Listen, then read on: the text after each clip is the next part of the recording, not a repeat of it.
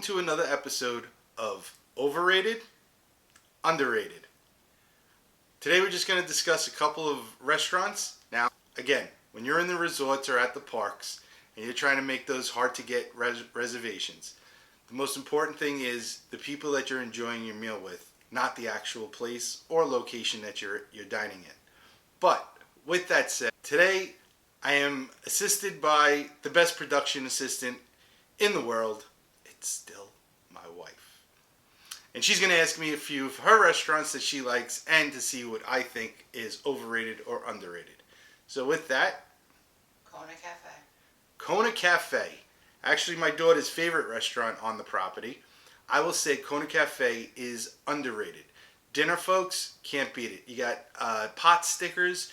They do the pork dumplings, but it comes out in one large pancake. Sticky wings, glazed and finished with Thai chilies and peanuts. And believe it or not, their steak salad. Kale dressed with honey mustard dressing, very light, and the steak is cooked perfectly. I get mine medium rare, but I'm an aristocrat. Garden Grill. Garden Grill, Epcot. While breakfast, they do serve that table-sized Danish, which is outstanding. And you can meet Mickey and his friends. It's Pluto and Chip and Dale. Going to say for dinner, it is overrated. It's a family style. They do a very good job. Just the food lacks a little bit of creativity. It's simple. It's something you can definitely get. Sit down in the park. It rotates, which is really cool. But if you remember, back in the day, that actual restaurant was the first tablecloth restaurant located in Epcot. So for Garden Grill, underrated. Overrated. Wave. The Wave Cafe, located at the Contemporary. This is definitely 100% underrated. They even have items on their menu that are hidden, that have been on the menu at one point, taken off, but hidden menu item, the bacon and eggs. I'm not talking about breakfast, folks. We're talking about crispy seared pork belly, topped with a poached egg, served on top of creamy polenta. Let me tell you, go to the Wave and definitely get that. They have tons of other items that are outstanding, tikka masala, items that you would not believe, and priced extremely reasonable for being on a Disney resort. So for me, Wave, definitely underrated. California Grill. Oh, the Cali Grill. California Grill is definitely perfectly rated. The scenery, you're sitting up top of the Contemporary. You're able to see Magic Kingdom, the castles, top of Space Mountain. If you have that dinner reservation later in the evening and fireworks are going on, you can actually sit, enjoy dinner, look out across the windows, and see the fireworks display. They also have a catwalk that if you've dined there earlier in the evening, you're more than welcome to come back, show your receipt for dinner, and step out onto their catwalk balcony where you can observe all the fireworks as well. We need the fireworks back. So California Grill, perfectly rated. Also, get the sushi platter. Sushi platter blows away any sushi I've ever had. And you're talking to a guy from New York that ate at Nobu. Trattoria Alfredo. She actually got the name right, folks. Can't tell you how many times my wife picks this restaurant to go on our stays and can't pronounce the name properly. Trattoria Alfredo, located on the boardwalk. Definitely underrated. Now, I'm going to start just for their breakfast. They have an avocado toast that's with hummus, and it's finished with greens.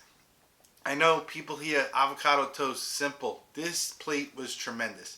It's the first restaurant that I actually seen on property for a simple breakfast where it's just bacon, your choice of eggs, your choice of sausage, and your toast. They give you a biscuit. The ham is grilled, a grilled real piece of ham. The bacon is crispy. It's smoked, apple smoked bacon. The sausage is an actual Italian link sausage. So it's a hearty breakfast. It's done very well. Now, I actually went to that restaurant back when you could meet Rapunzel and Flynn and Ariel and Eric. And I will say, while the experience of meeting them was great, the food, not so much. Now, the food is definitely improved, and it is one of my go-tos. So, Trattoria Alfredo, underrated. Be Our Guest. Be Our Guest. located in Magic Kingdom. Used to be one of the hardest reservations to get. Now, when you think of restaurants and dining, you're going to go right for food. But when you walk into Be Our Guest, you are transformed right into the movie. That ballroom scene, and that is one of the experiences that I will never forget the first time ever being in there. And it comes back. Little known fact, if you look up onto the ceiling and you get past the 12-foot chandelier, the actual cherubs that are on the ceiling, the faces of the baby angels are actually photos of the Imagineers who worked on the Be Our Guest project. That's a little fact for you. So I'm going to go with Be Our Guest as properly rated. The food has changed. They're actually serving a prefix menu now, but I do remember they had a watermelon radish salad, which was one of my go-tos every time we went. Crisp, refreshing, something to get out of that nice summer heat. So again, Be Our Guest, properly rated.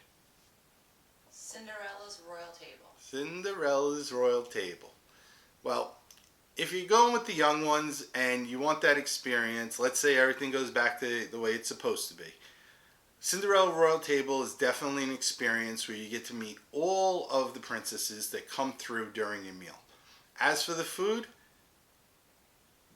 I will say, completely overrated. Well, yes, you can meet all the princesses in one location, have that meet and greet, they could sign your autograph book, and come to the table. Unfortunately, folks, the food is very lacking. Now, it is the iconic inside the castle. For that experience, I will say it's great, but for the food quality that they serve at that price, I will say that is overrated. Revello. Where? Where is he talking about? Well, sometimes you have to have that romantic evening or a little bougie. And I had that bougie daughter. So, she wanted Italian food. We went to Revello, located in the Four Seasons. The cool thing about the Revello restaurant is you actually get to drive through Golden Oak. You drive through Golden Oaks, you get to see all those $1 million homes, and you pull up to the Four Seasons, have a wonderful dinner. Revello, an Italian restaurant. Meatballs are actually done with mascarpone cheese. That's what makes them so light, and very light tomato sauce. They have focaccia bread. Lamb dish that I had is still memorable till today. So for Revello at the Four Seasons Hotel, definitely underrated. Via Napoli. Ugh, Via Napoli. Well, here we go, folks. You wanted it. Via Napoli is overrated. Listen, their pizza is not my cup of tea. But if you like it, continue to enjoy it. They have the most decorated pizza ovens I've ever seen. Look that up when you get a chance. But as for the pizza, I'm going to say that is not pizza.